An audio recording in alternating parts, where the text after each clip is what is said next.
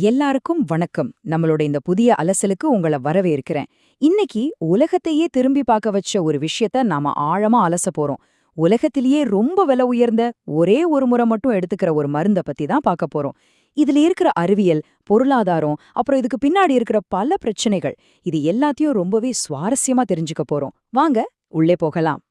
சரி, நேரா விஷயத்துக்கு வருவோம். 2.1 மில்லியன் டாலர்கள். இந்திய மதிப்புல சொல்லணும்னா கிட்டத்தட்ட 17 கோடி ரூபாய்க்கும் மேல. இந்த பிரம்மாண்டமான தொகை ஏதோ பெரிய ஆஸ்பத்திரி பில்லோ இல்ல வாழ்நாள் முழுக்க செய்யப்போற சிகிச்சைக்கான மொத்த செலவோ கிடையாது. ஜால்ஜெஸ்மா அப்படின்னு சொல்லப்படுற ஒரே ஒரு டோஸ் மருந்துக்கான விலை இது. கேட்டாலே தலை சுத்துதில்ல? இப்போ நம்ம எல்லாருக்கும் வர்ற முதல் கேள்வி இதுதான். ஒரே ஒரு டோஸ் மருந்துக்கு எப்படி இவ்ளோ பெரிய விலைய வைக்க முடியும்? இந்த கேள்விக்கான பதில கண்டுபிடிக்க நாம 3 முக்கியமான விஷயங்களை பார்க்கணும். இந்த மருந்துக்குள்ள இருக்கிற அதிசயமான அறிவியல், இந்த விலையை அவங்க எப்படி நியாயப்படுத்துறாங்கங்கிற பொருளாதாரம், அப்புறம் இத சுத்தி நடக்கிற பெரிய விவாதங்கள். வாங்க ஒவ்வொன்னா பாப்போம். பகுதி 1. அறிவியல். ஒரு விடுபட்ட மரபணுவை எப்படி உடம்புக்குள்ள செலுத்துறாங்கன்னு பாப்போம்.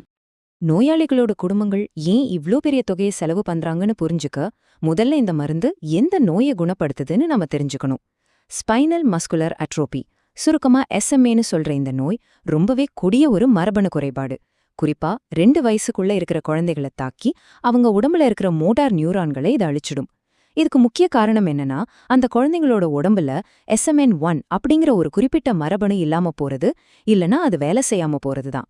இதனால தசைகள் வலுவிழந்து சுவாசிக்கிறது, முழுங்குறது மாதிரி அடிப்படை விஷயங்களை கூட அந்த குழந்தைங்களால செய்ய முடியாது. சரி, இந்த நோய ஜோல்ஜென்ஸ்மா எப்படி சரி செய்யுது? இது ஒரு மைக்ரோஸ்கோபிக் டெலிவரி பாய் மாதிரி கற்பனை பண்ணிக்கோங்க. முதல்ல AAV9 அப்படிங்கிற ஒரு வைரஸை எடுத்து அதுக்குள்ள இருக்கிற அதோட சொந்த DNAவை நீக்கிடுறாங்க. அப்புறம் நல்ல வேலை செய்யக்கூடிய ஆரோக்கியமான SMN1 மரபணுவை அந்த வைரஸ்குள்ள வைக்கிறாங்க. இப்போ இந்த வைரஸ் உடம்புக்குள்ள போனதும் அது எந்த நோயும் உருவாக்காது. பதிலா ஒரு வாகனம் மாதிரி செயல்பட்டு நேரா மோட்டார் நியூரான்களை தேடி போகுது.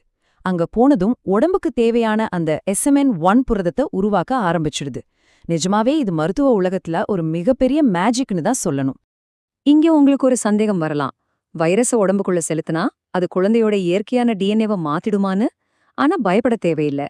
இந்த மரபணு சிகிச்சை நியூக்ளியஸ்குள்ள உட்கார்ந்து தன்னோட வேலையை கச்சிதமா செஞ்சு முடிச்சிடும். அது முடிஞ்சதும் அந்த வைரஸ் வாகனம் உடைக்கப்பட்டு உடம்புலேருந்து வெளியேறிடும். இது ஒருபோதும் குழந்தையோட இயற்கையான DNAவோட ஒரு பகுதியா மாறாதுங்கிறத தரவுகள் ரொம்ப தெளிவா காட்டுது. பகுதி 2. விலையை கணக்கிடுதல். இதுக்கு பின்னாடி இருக்கிற பொருளாதாரத்தை பத்தி பாப்போம். ஒரு மருந்துக்கு எப்படி இவ்ளோ விலையை நியாயப்படுத்துறாங்க?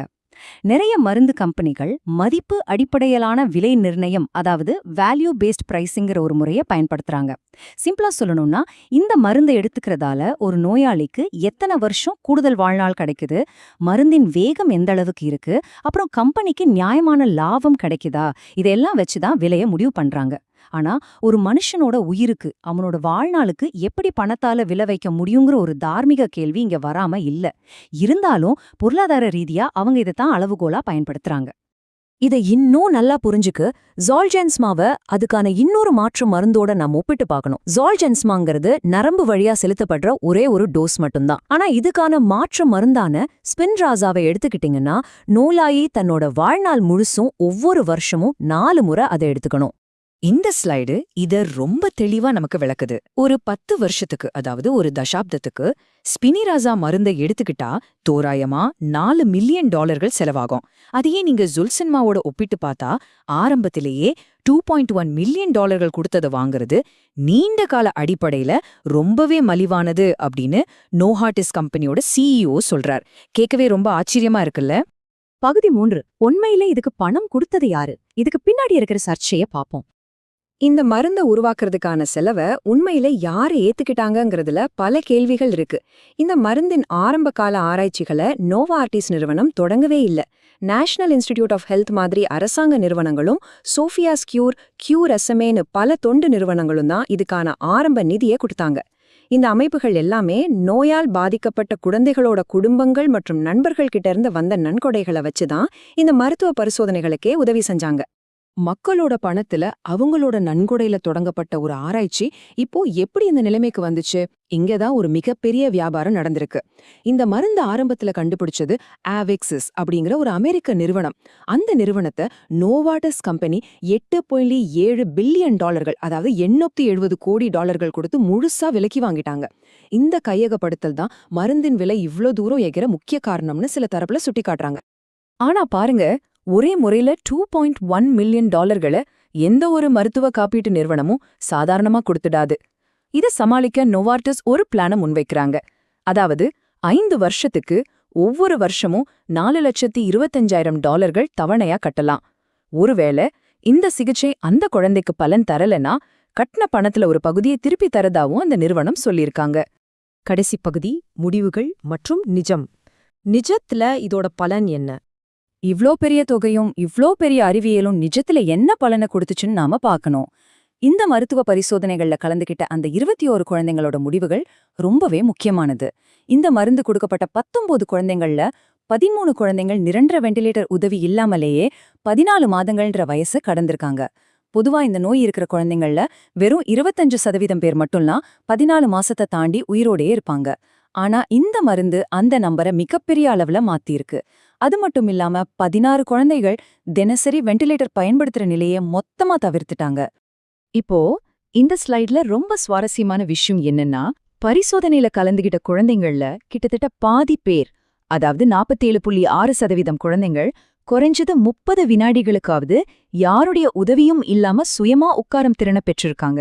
நோயின் தீவிரத்தால இந்த குழந்தைங்க ஒருபோதும் சுயமா உட்காரவே முடியாதுன்னு நினைச்சிட்டு இருந்தப்போ இந்த ஒரு முன்னேற்றம் மருத்துவ உலகத்திலேயே ஒரு மிகப்பெரிய மைல்கல்லுன்னு தான் சொல்லணும். ஆனா இங்க நம்ம கவனிக்க வேண்டிய ஒரு முக்கியமான புள்ளி இருக்கு. இந்த மருந்து இவ்ளோ அற்புதமான வேலைகளை செஞ்சாலும் இது நோய்க்கான முழுமையான முற்றுப்புள்ளி கிடையாது. இந்த மருந்து செலுத்துறதுக்கு முன்னாடி நோயால ஏற்கனவே மோட்டார் நியூரான்களுக்கு ஏற்பட்ட எந்த ஒரு பாதிப்பையும் இதால மீட்கவோ இல்ல சரி செய்யவோ முடியாது. அதனாலதான் இந்த நோயை கண்டுபிடிச்ச உடனேயோ எவ்ளோ சீக்கிரம் முடியுமோ அவ்ளோ சீக்கிரமா இந்த சிகிச்சையை ஆரம்பிக்கிறது ரொம்ப ரொம்ப அவசியம். இப்போ நாம இந்த அலசலோட இறுதிக்கு வந்துட்டோம். ஒரு பக்கம் மரபணு அளவுல போய் உயிரை காப்பாத்துற ஒரு வியக்க வைக்கும் அறிவியல், இன்னொரு பக்கம் ஒரு சாதாரண குடும்பத்தால நினைச்சு கூட பார்க்க முடியாத பல கோடி ரூபாய் விலை. மக்களோட நன்கொடைகளை உருவான ஒரு ஆரம்பகால ஆய்வு இன்னைக்கு எப்படி ஒரு $1 பில்லியன் வியாபாரமா மாறியிருக்குங்கிற யதார்த்தத்தை நாம பார்த்தோம். இதையெல்லாம் பார்த்த பிறகு உங்ககிட்டயே ஒரு கேள்வியை விட்டுட்டு போறேன். ஒரு மனுஷனுக்கு கிடைக்கிற கூடுதல் வாழ்நாளுக்கு பணத்தால எப்படி ஒரு சமூகத்தால விலை நிர்ணயிக்க முடியும்? இத கொஞ்சம் யோசிச்சு பாருங்க. இந்த சிந்தனையோட இன்னைக்கு அலசல நாம முடிச்சுக்கலாம். மீண்டும் இன்னொரு சுவாரஸ்யமான தகவல்களோட உங்களை சந்திக்கிறேன்.